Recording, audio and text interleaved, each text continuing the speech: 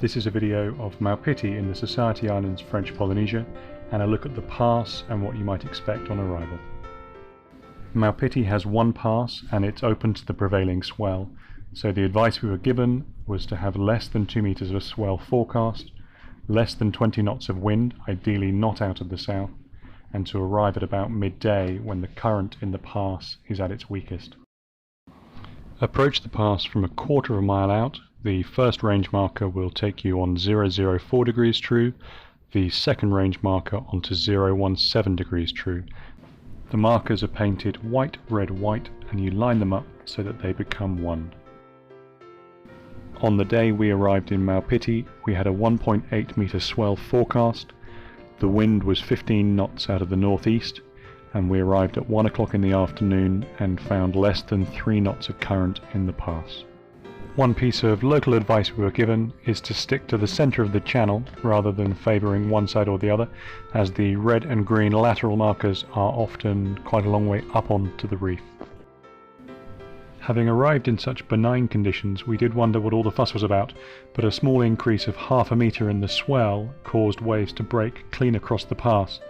This swell of 2.5 metres with very little wind would have caused real problems for a yacht trying to enter or leave. Here we have a forecast 3.5 to 4 metre swell, which is not only causing waves to break across the pass, the current outflowing is probably going at about 8 or 9 knots. The increased current is caused by prolonged swell breaking over the reef and actually raising the water height inside the lagoon. With only one pass, all this water has to outflow through it. But if you time it well and get a good weather window, those that make it to Maupiti will find a fantastic island, certainly one of our favourites in the Society Islands. The people of French Polynesia are renowned for being friendly, and nowhere is this more true than on Maupiti. The locals are incredibly kind and generous to sailors. Whilst here, there's a load of activities that you can take part in, from hiking around the island or up onto the hilltop for an amazing view across the bay, to going out fishing with local fishermen for mahi-mahi and tuna, or within the bay for varos, a type of local lobster.